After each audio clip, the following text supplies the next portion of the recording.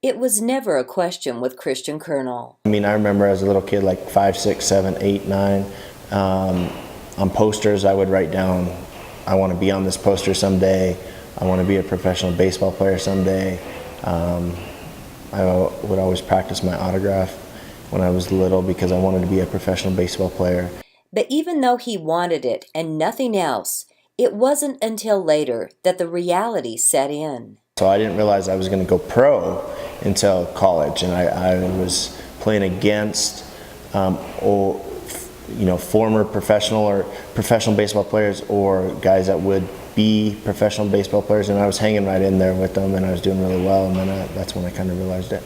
For years, he was living the dream, playing professional baseball. In 2003, I was drafted by the Rockies, and then I signed and played until 2011, and I played for 9 seasons, 8 years, and got all the way up to AAA and played AAA for 3 years. There's usually 6 different levels, and then I got up to the highest level and played there for 3 years and played in Major League Spring Training a couple years and did really well, and it was just some other things, outside distractions took over, so that's why my career kind of ended. Those distractions included an alcohol problem that led to several DUI arrests, a failed marriage, and the disappointment of family and friends. Christian left the game he loved and the only life he had planned on living, something he blames on no one but himself. Yeah, the problem was they were all self-inflicted. Like, I caused all these bumps, and so then I'm like, I don't need any sympathy from people. I caused them. It was my fault. It was stupid. So I'm just fortunate to come out and have another chance, and so it's all, I don't think about it too often, and when I do, I just think about what I can do good next.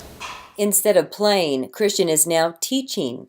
He has taken his love of special needs children and for the last several years has taught special education in both Pocatello and Highland High School. And one of his most successful accomplishments has been his Hitting Hearts Foundation and the money it has raised to help take special needs kids to prom.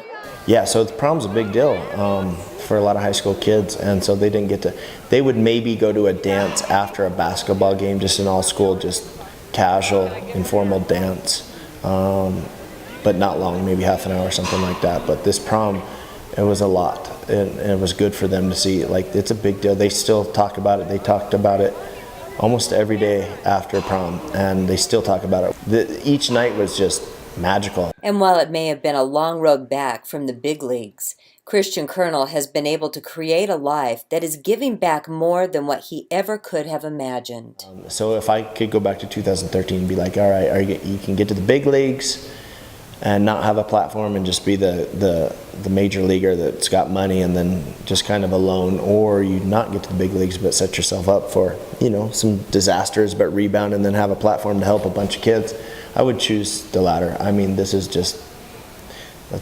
what I wanted to do.